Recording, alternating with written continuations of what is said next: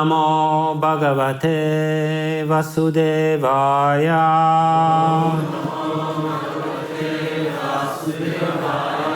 Om Namo Bhagavate Vasudevaya.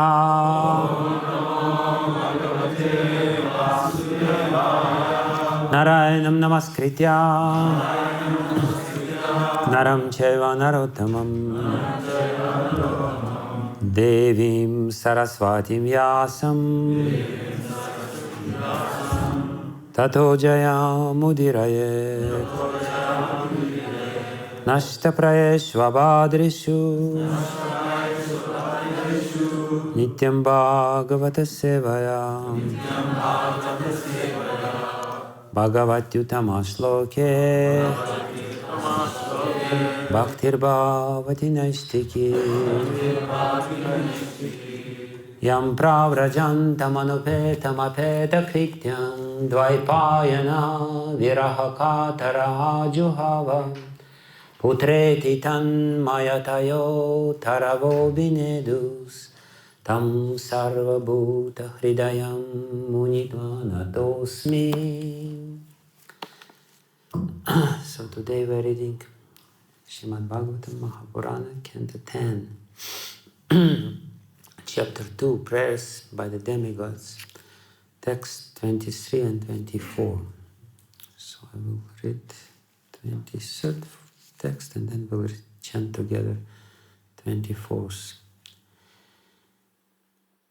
Iti goratamad bhavat sannivritah svayam prabhu aste pratikam tajjanma harervairanubandha.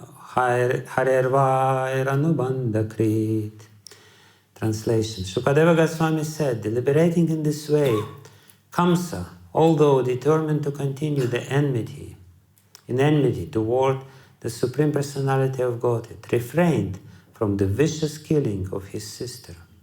He decided to wait until the Lord was born and then do what was needed.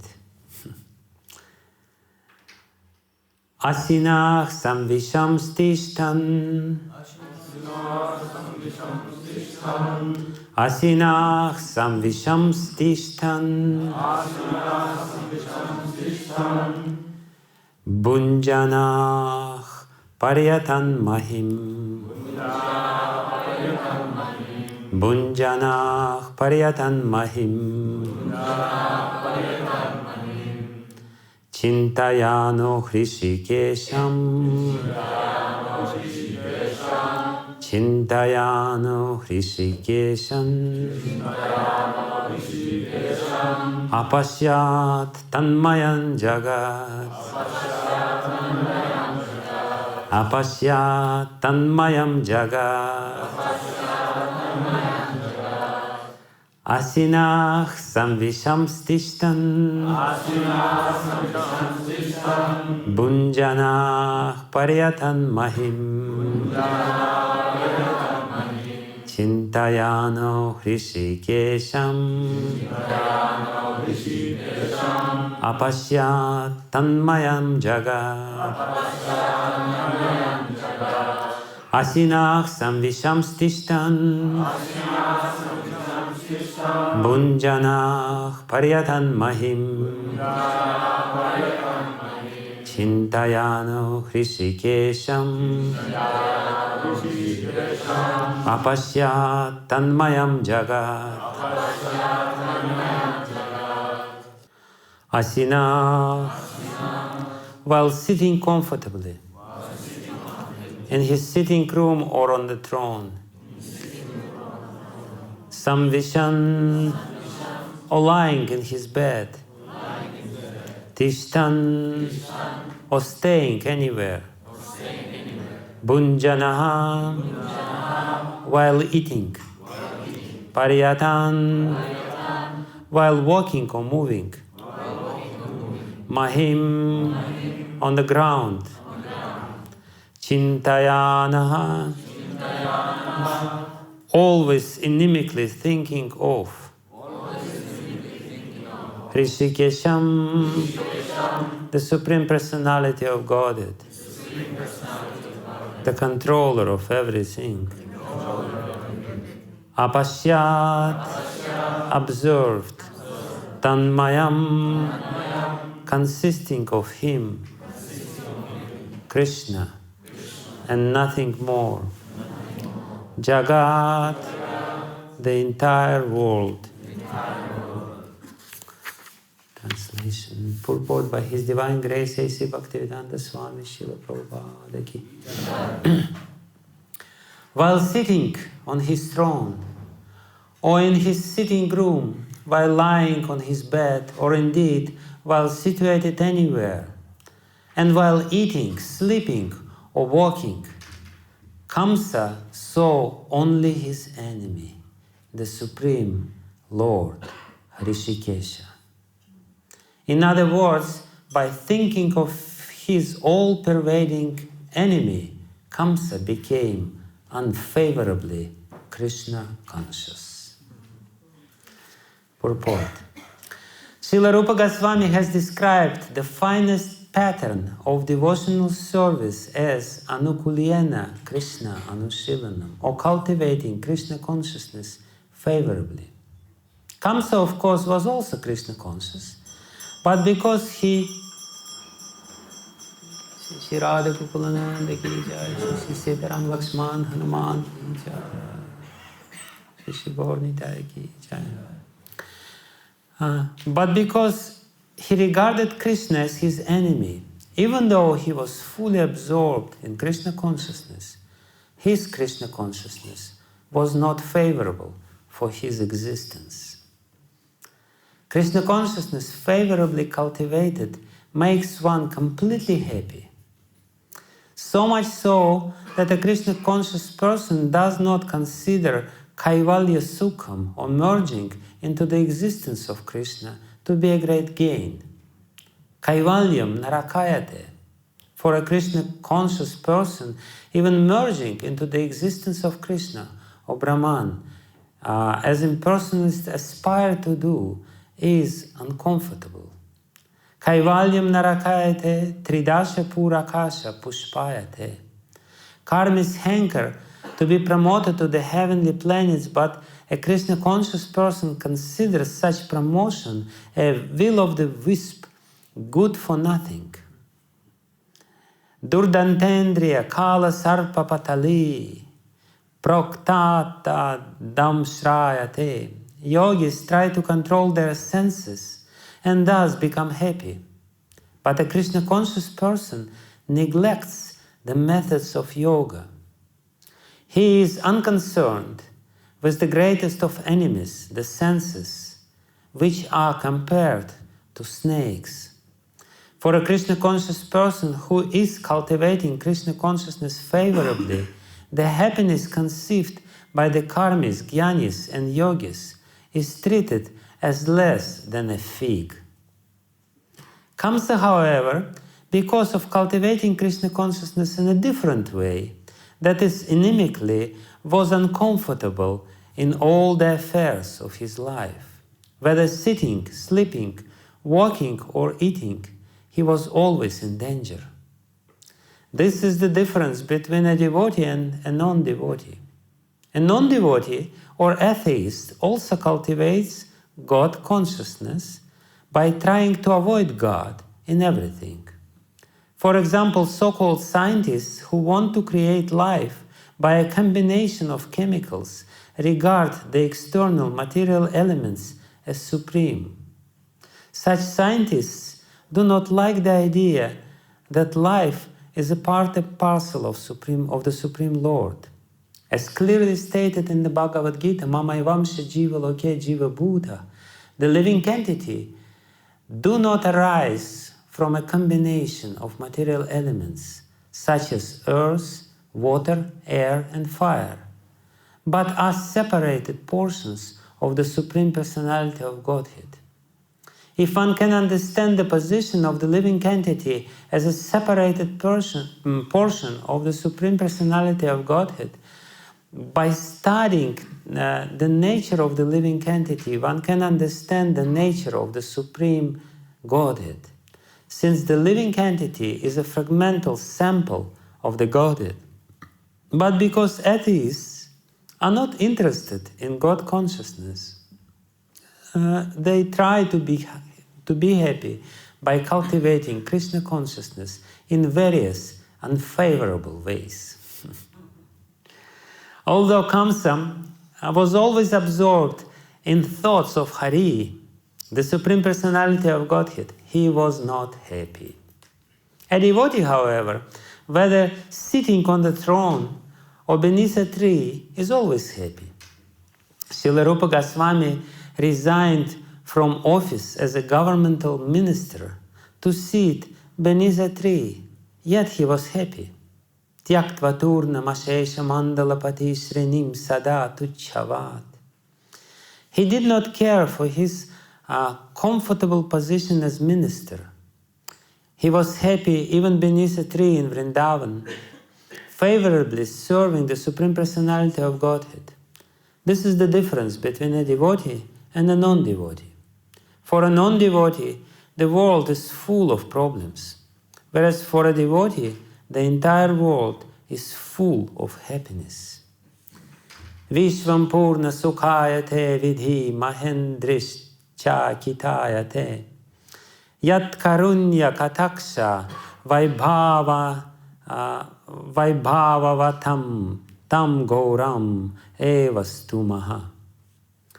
Chaitanya Chandramrita 95. This comfortable position of a devotee can be established by the mercy of Lord Chaitanya Mahaprabhu. Yasmin sthito nadukena gurunapi vichalyate. Bhagavad Gita 6.22. Even when a devotee is superficially put into great difficulty, he is never disturbed. Srila Prabhupada ki. Asinach samvisham stishtan bunjanach paryatan mahim chintayana hrishikesham apashyat tanmayam jagat. While sitting on his throne, or in his sitting room, while lying on his bed, or indeed while situated anywhere, and while eating, sleeping, or walking, Kamsa saw only his enemy, the Supreme Lord, Hrishikesha. In other words, by thinking of his all-pervading enemy, Kamsa became unfavorably Krishna conscious. Om Jnana-timirandasya Jnanam Jana Shalakaya Chakshurun Militam Yena Tasmai Shri Gurave Namaha Shri Chaitanya Manobishtam Stapitam Yena Bhutale Swayam Rupa Kadamahyam Dadati Swapadantikam Vandeham Shri Guru Shri Yudapada Kamalam Shri Guru Vaishnavanscha Shri Rupam Sagrajatam Sahagana Raghunatham Vitam Tam Sajivam Sadvaitam Savadutam Parijana Sahitam Krishna Chaitanya Devam Shri Radha Krishna Padam Sahagana Lalita Shri Vishakha Vidhamscha He Krishna Karuna Sindhu Dinabandhu Jagatpate Gopisha Gopika Kanta Radha Kanta Namostute Takta Kanchana Gaurangi Radhe Vrindavaneshwari Vrishabhanu Sute Devi Pranamami Hari Priye Vanchakalpa Darubhyascha Kripa Sindhubhya Evacha Patitanam Pavanebhyo Vaishnavebhyo Namo Namaha Shri Krishna Chaitanya Prabhu Nityananda Shri Advaita Gadadhara Shrivasadi Gaura Bhakta Vrinda. Hare Krishna, Krishna Krishna, Hare Hare, Hare Rama, Rama Rama, Hare Hare. Ajanulambita Bujogana Kavadatu Sankirtanai Kapitaro Kamalaya Taksha Vishwambaro Dvijavaro Yugadharma Palo Vande Jagat Priyakaro Karunavatarendach Pravishimam Mamam Prasuptam Sanjivayata Kiva Shakti Darasvadham Nanyam Shahasta Charana Shravana Tvagadim Pranannamo Bhagavate Purushaya Tumya.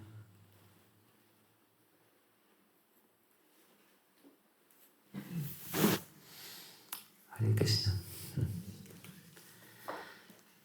So I will try to connect this verse with the initiation ceremony which will follow this class.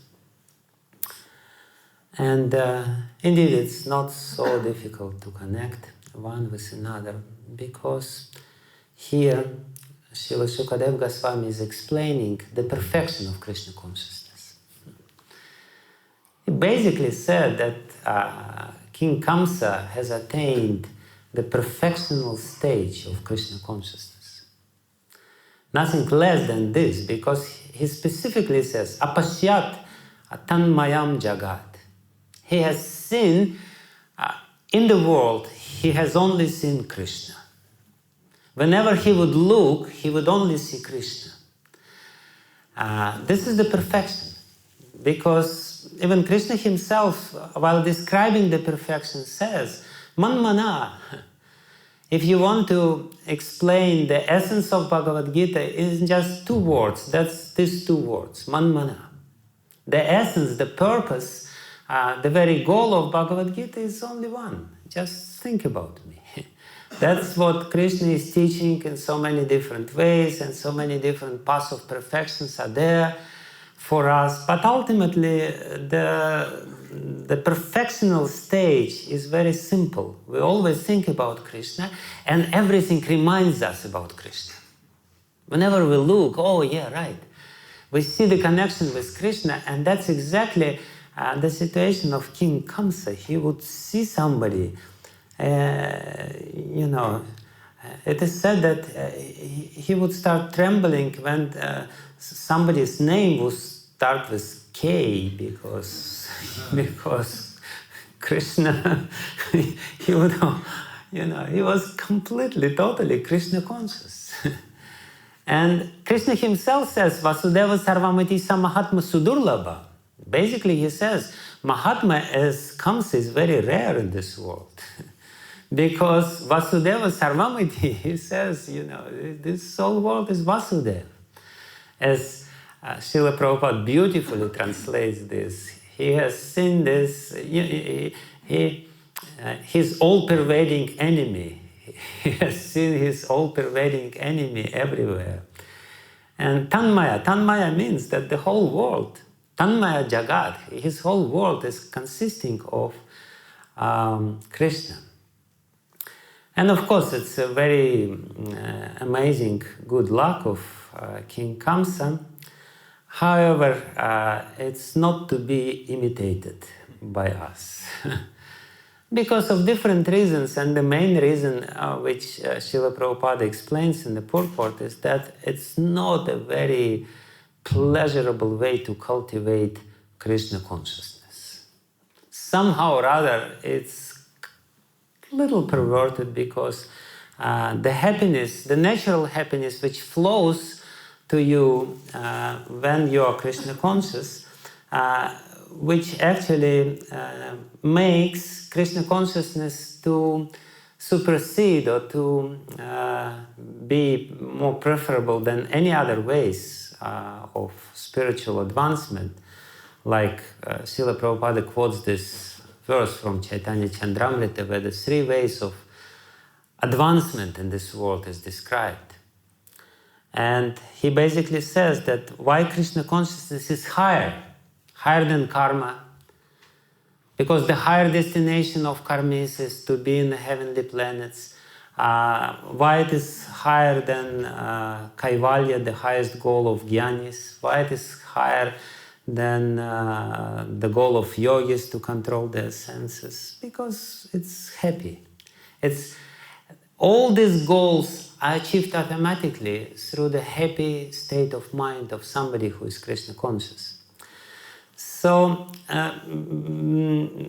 this is not the way to cultivate or to develop Krishna consciousness, and because this is not what is being recommended. Anukulyena Krishna Anushilanam, we have to do it in a favorable way. And basically this favorable way is safe way and a very productive way, but there are some difficulties on this favorable way of cultivating Krishna consciousness as well.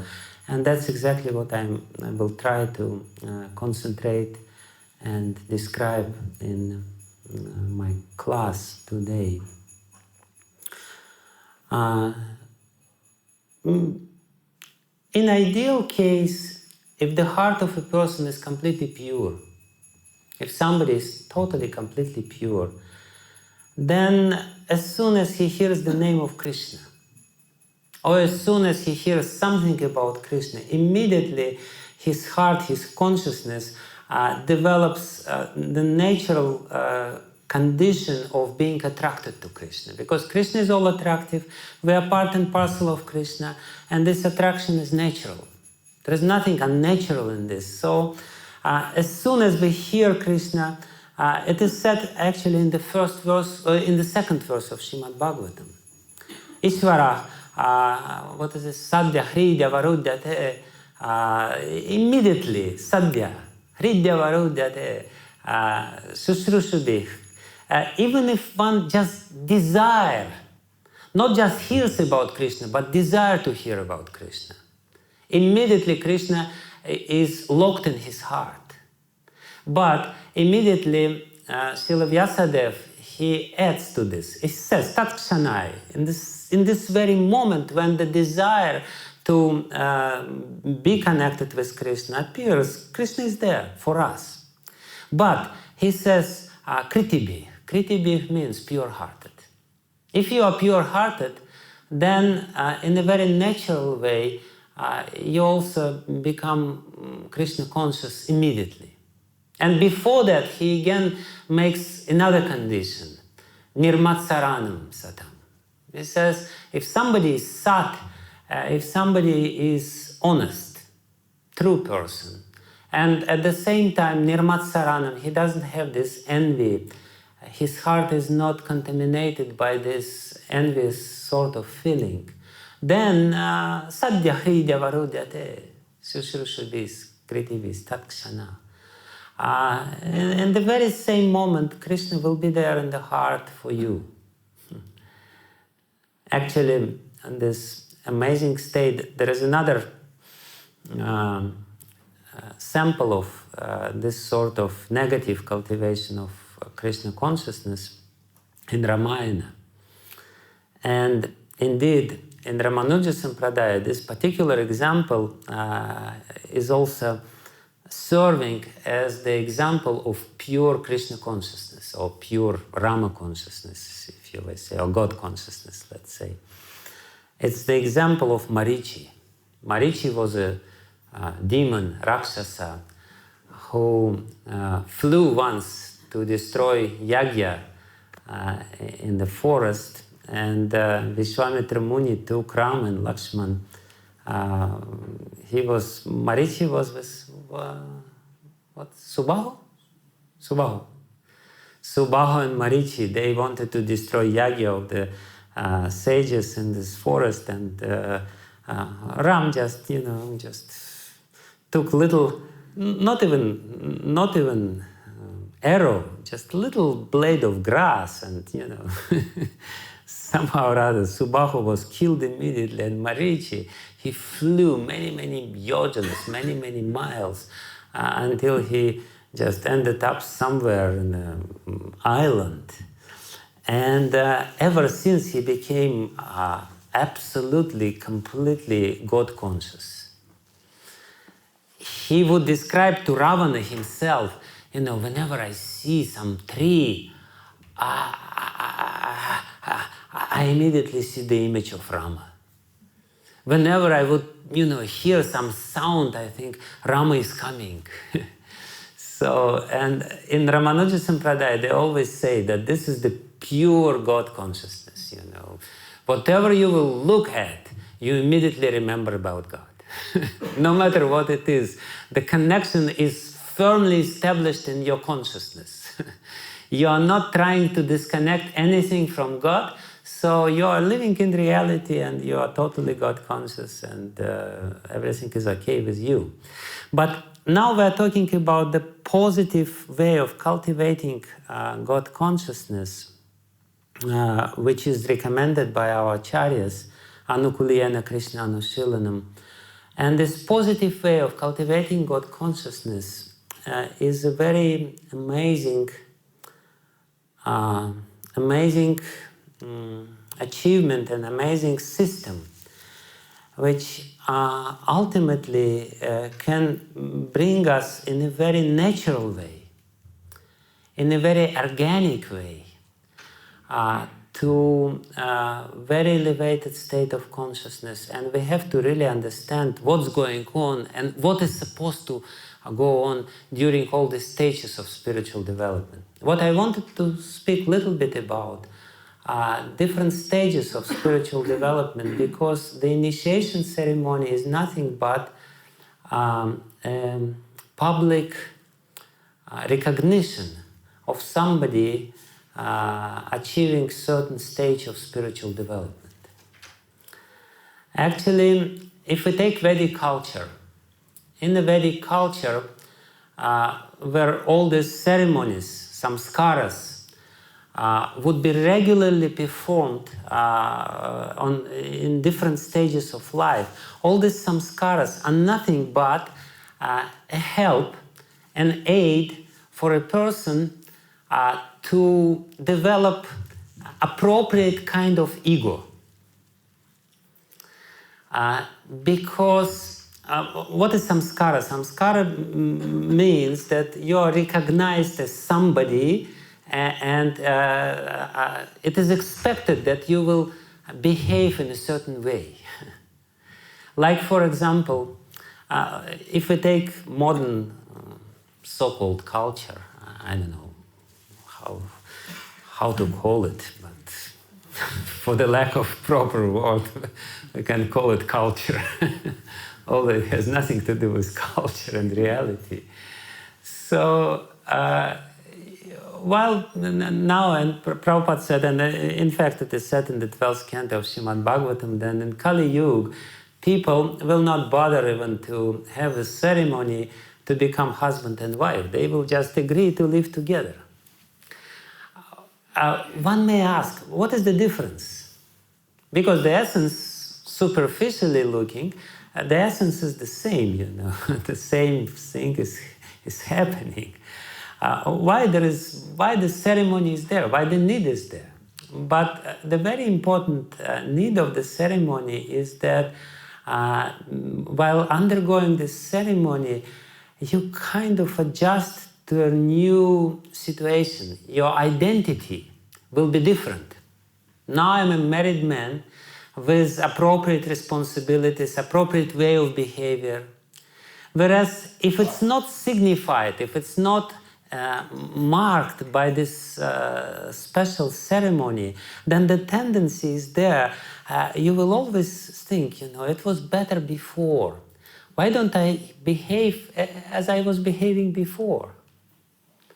And while behaving in this irresponsible way, you basically destroy everything. You're not really formed. Basically, the need of these ceremonies is to help you to form proper consciousness, to understand your identity more clearly. And if we examine the way the ceremony is being performed, let's say Vivaha Yagya, In this ceremony, basically, what is being reminded, how you are supposed to behave from now on.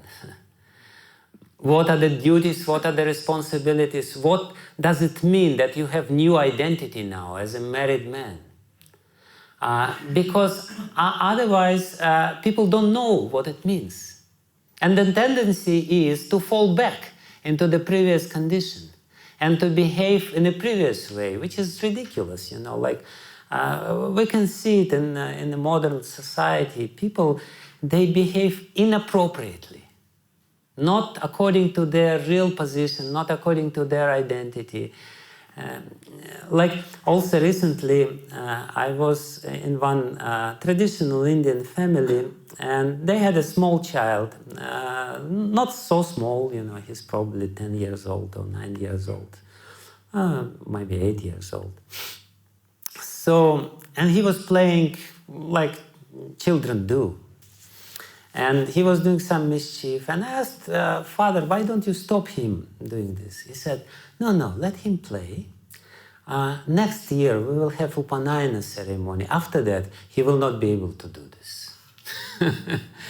He will just sit near me and see me performing puja, and we will study with him Sanskrit and this and that. So he will have Upanayana ceremony, and that's it, finished. No more playing.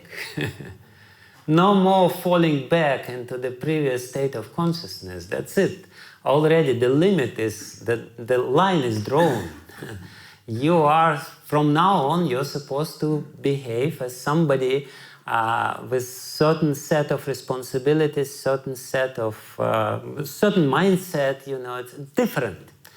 And to help people to obtain and to develop this particular mindset, the ceremony is being conducted. And basically that's the meaning of the ceremony, to explain to a person, that's who you are now. From now on, this is what your identity is. And what I want to briefly talk about is the stages of development, of spiritual development. While comparing the stages of spiritual development with development of the child. Because the goal of our spiritual life, before we will achieve this perfectional stage of Krishna consciousness, where we will be able to think about Krishna all the time, the goal is to form the proper identity. It's a very important point of our philosophy, is that all our problems in this material world is that our identity is improper. We have material identity.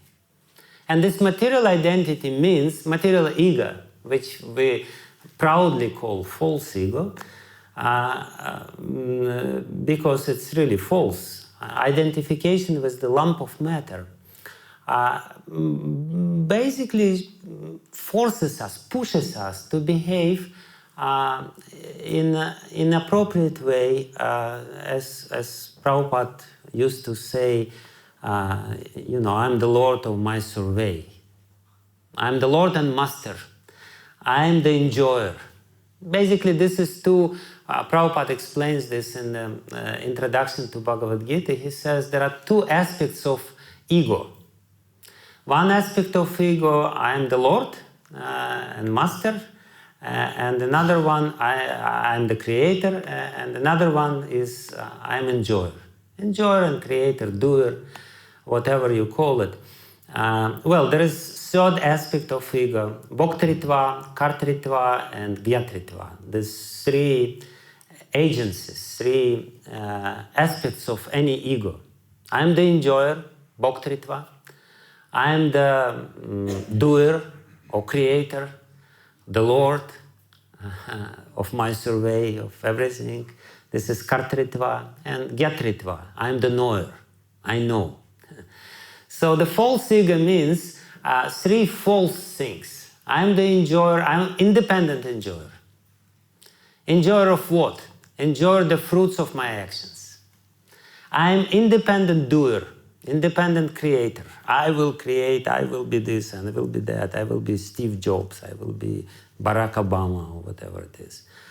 And if you cannot make it in this material world, you usually end up in a psychiatric asylum and then say, I'm a Napoleon, I'm Jesus Christ. Only because of this desire, I'm the Lord, I am the Master. This is Kartritva. And Gyatritva basically means the knowledge. I know what I'm supposed to do to achieve this certain position and to enjoy the fruits of my actions. I'm acting, I'm enjoying the fruits of my action, and I know what I'm supposed to do to enjoy the fruits of my actions in the best possible way. So, and that's false ego, and in reality the real ego consists of the same things. The real ego also, I'm enjoyer, but I'm not independent enjoyer. I'm taking part in the enjoyments of Krishna. And I'm the doer, but I'm not independent doer. I'm servant of Krishna. I'm serving him. I'm not serving my own will. I'm serving his will and his desires. And I'm the knower. I know who I am. I know what I'm supposed to do to be with Krishna. So if we talk about this material life, the essence of material life is to develop this false ego. Because you can achieve anything in this material world only when your ego is strong. Somebody with weak ego, they're good for nothing. Therefore, whoever you take in the material world, if they achieved something, they had a very strong material ego. In the same way, if we want to achieve something in the spiritual life, we have to have very strong spiritual ego. And material ego means strong ego, I'm the doer and I'm the enjoyer of the fruits of my action.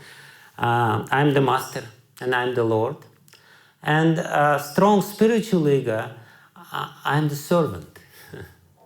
And the stronger this ego or this understanding, this concept of who I am is, the easier I will achieve success in my spiritual enterprise, in the spiritual endeavors which I undertake.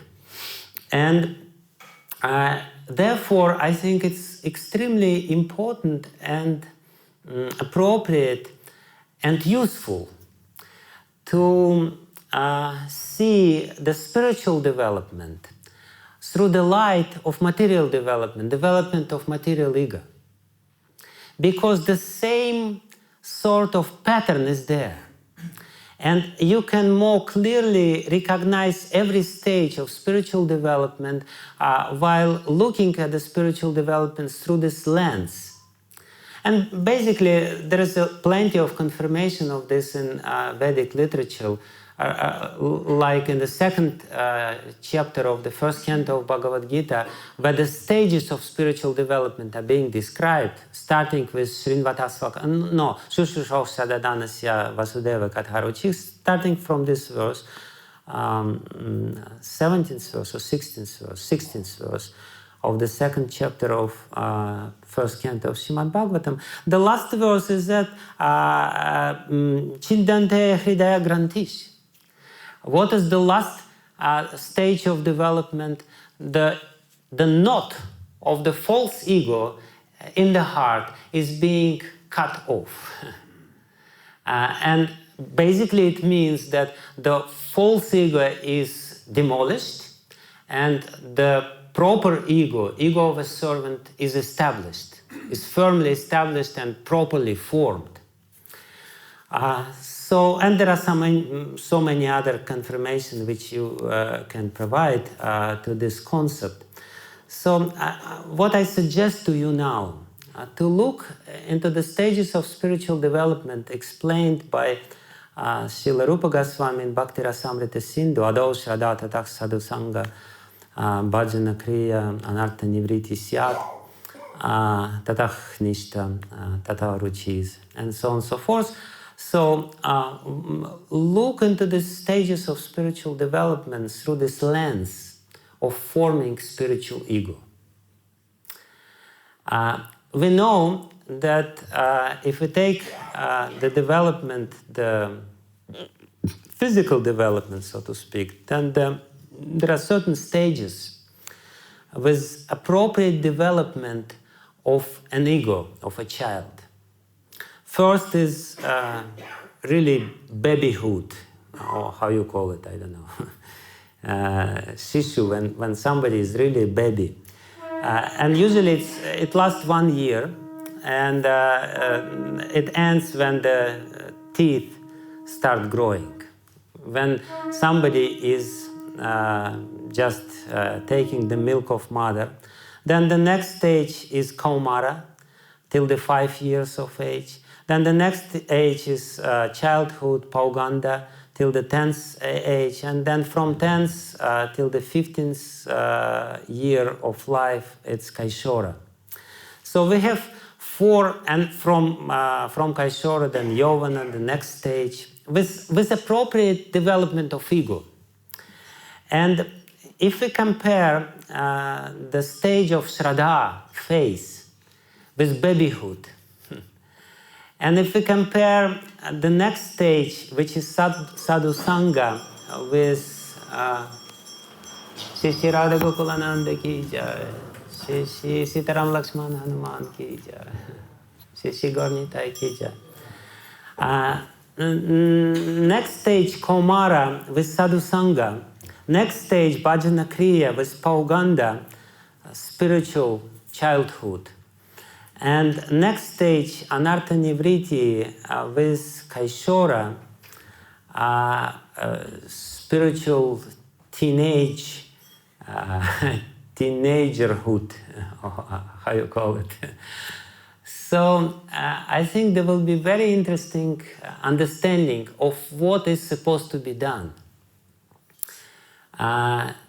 So with your permission, I will say a few words about this.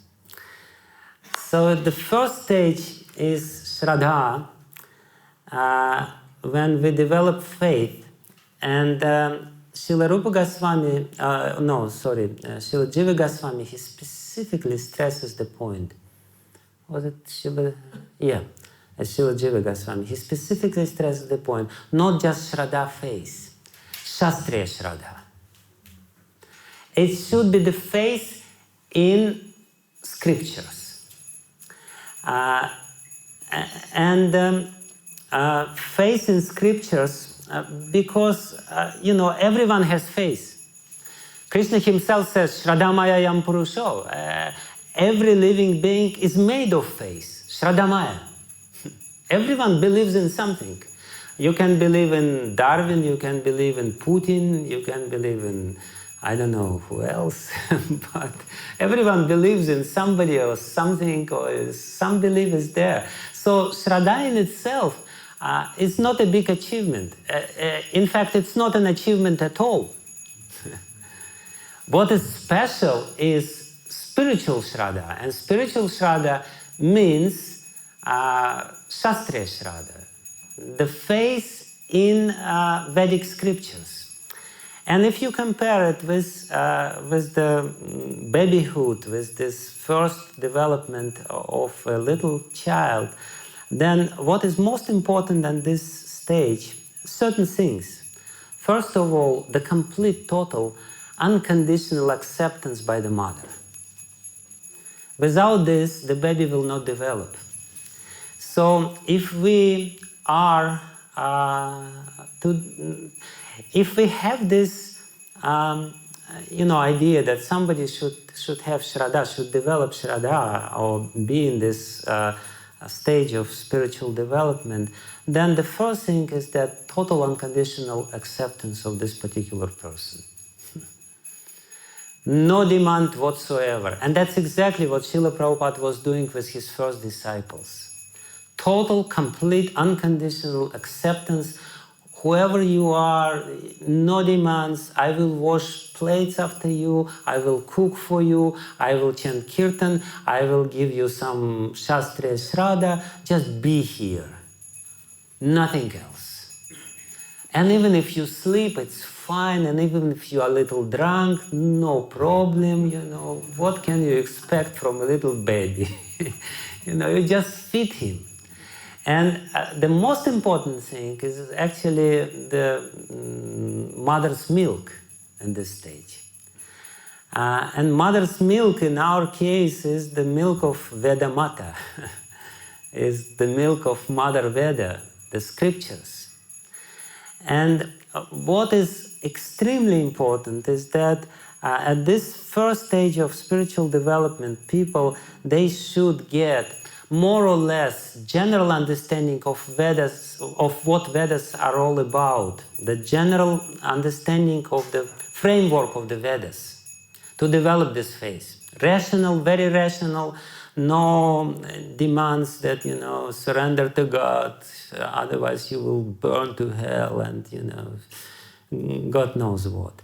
No, if you want the proper development, then just feed people with this sweet milk of Vedic scripture by giving them very rational understanding how Vedas are very logical.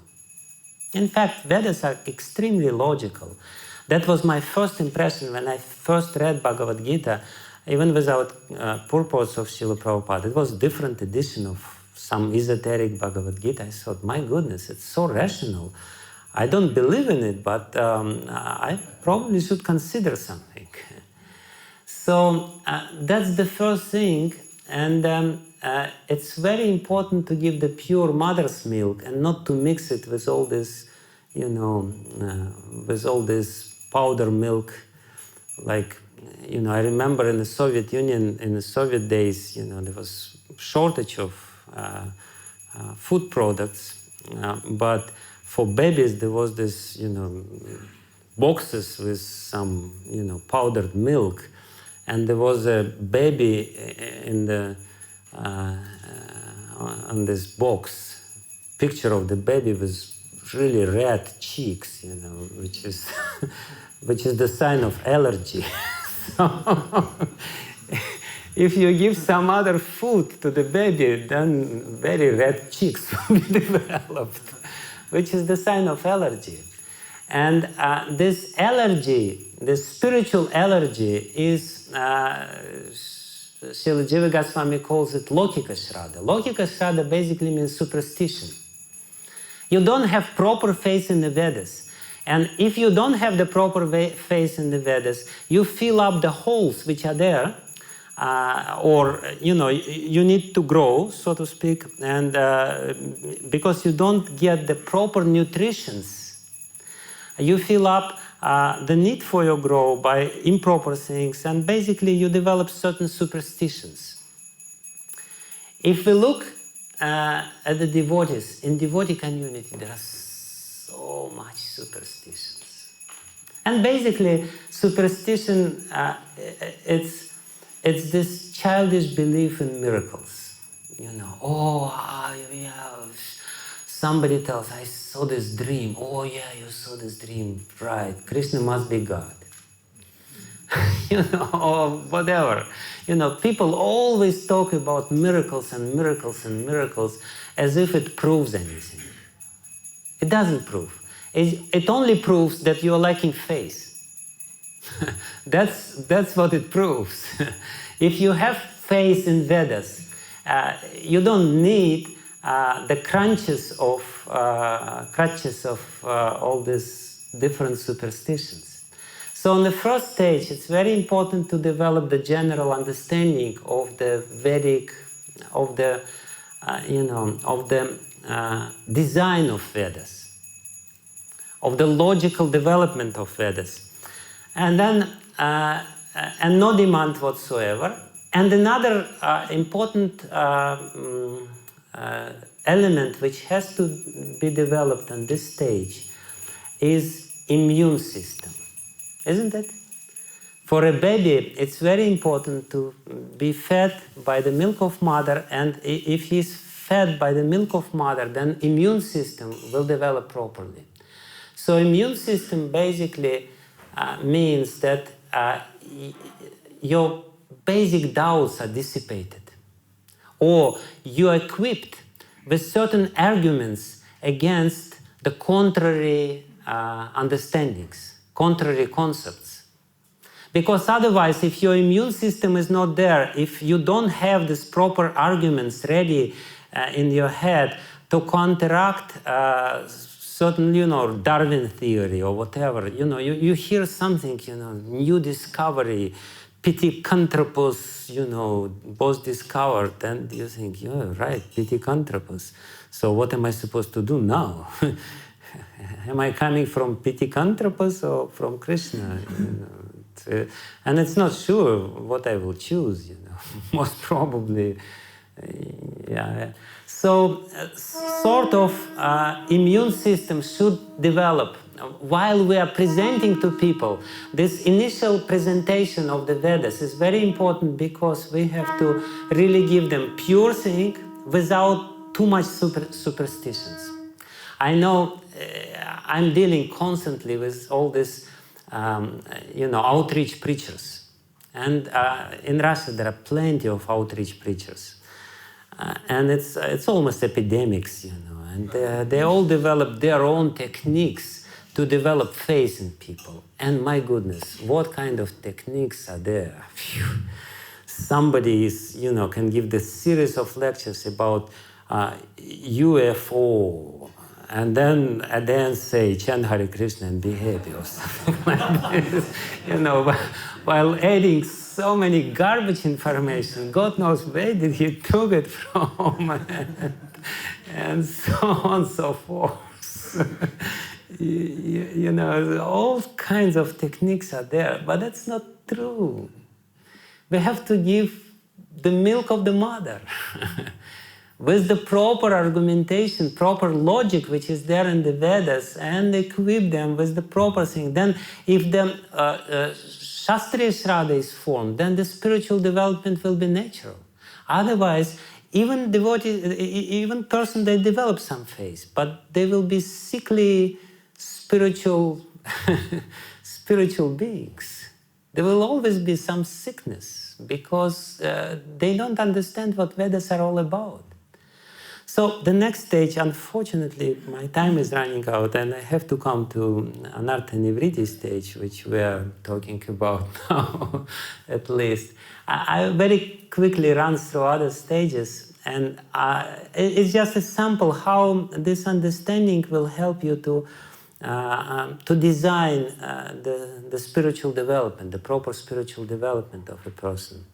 The next stage is Kaishora, and Kaishora stage, what is the most important, actually to develop ego, what is the most important element for developing ego? What do you think? Association, exactly. Because ego always developed in the association I and non-I, In this association only the proper I is formed.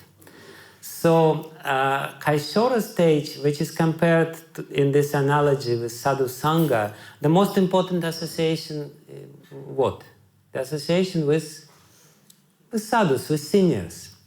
It's actually, if we take the stages, we can see that on the stage of sadhu sangha, naturally, as the very name of the stage implies, the association with seniors is the most important, and basically means you will have to learn how to associate properly, so that you will get protection from the seniors, from their wisdom, from their experience and everything.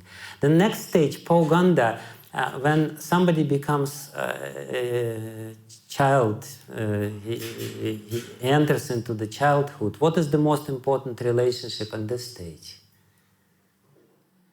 Friendship, with equals, with the peers, isn't it? In the beginning, in the formative years, the most important is the association with seniors.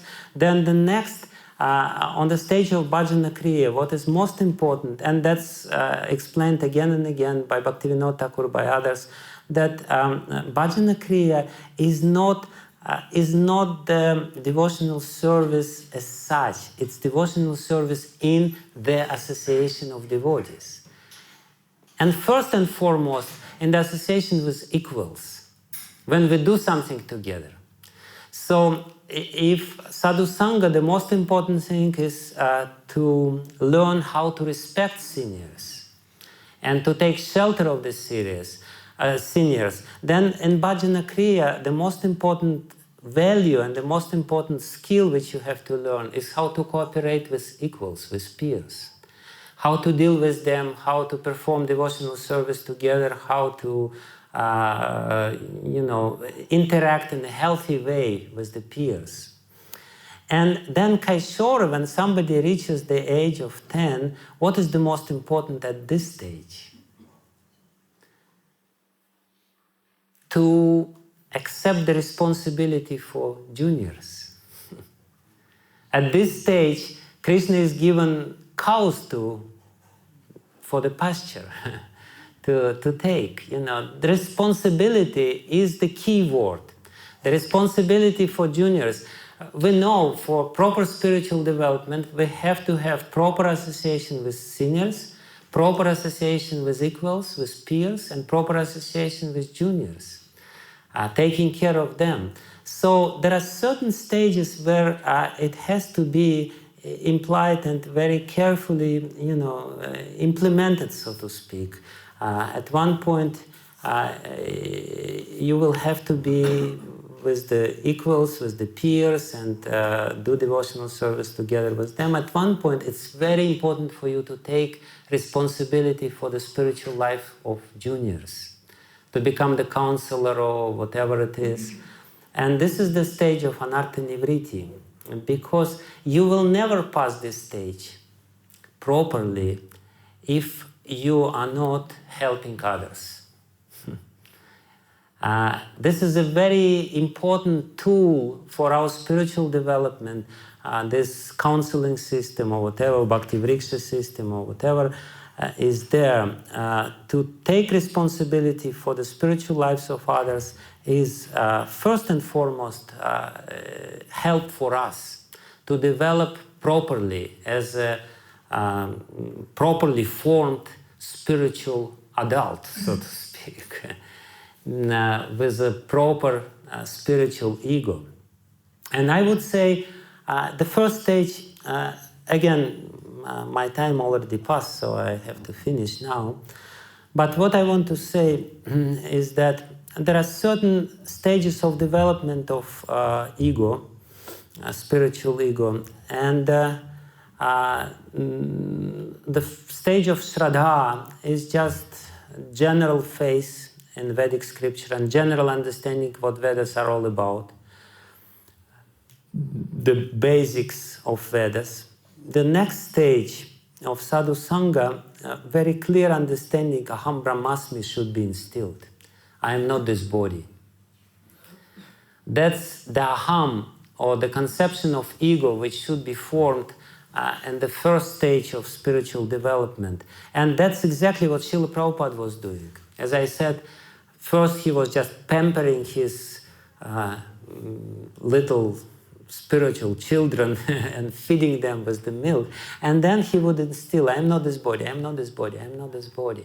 The next stage, the spiritual childhood, Pauganda stage, the ego should be, I am the servant of God. I am Das. And that's the stage where you get the first initiation with the name Das. That's bhajana kriya. You get this name Das, and your identity is, I am the servant of God. But the next stage, which is anartha nivriti, extremely important stage, I am not the servant of God. I am the servant of God. This is the real Kaishora, this spiritual development. And this is how it should be. And if somebody is designing some sort of system, and ultimately the temple is a school, is an educational institution for spiritual development, how we have to be very carefully taking people and, taking them through the stages of spiritual development. So this is how ego is formed. I'm not this body, I'm servant of God, and then I'm not even servant of God. I'm servant of God's servants. And then after that, if this is completely formed, then you will achieve the stage of Nishtha, where the beginning of real spiritual emotions can be felt. Because we all after spiritual emotions, but can a baby have real emotions besides the emotion of fear and, all other strange emotions? Can he have an emotion of love? No. The emotion of love, only the properly formed adult or youth can develop. Very healthy. And if ego is not formed properly, then you are not capable of experiencing the emotions. Sometimes I see people go, they are really spiritually, they should have this pampers still, they're spiritually nothing, and they go to Radhakund. And,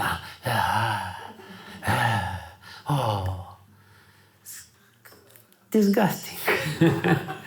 Because this is all imitation. This has nothing to do with reality. Krishna is not happy with all that. This is crazy. You have to go through the stages. It's a natural process. A natural process takes time, and it's a gradual process, and you shouldn't jump over. And there are certain laws which should be respected, and if it's proper, then at one point you will fall in love with Krishna, no problem. And Krishna will fall in love with you. Don't worry about this. but not before that. As I said, I think there is something fundamentally wrong with our system of giving recommendation and something like this, because we are not trying really to consider whether the person has achieved some real, manifest some real signs of spiritual development, which are actually quite clear.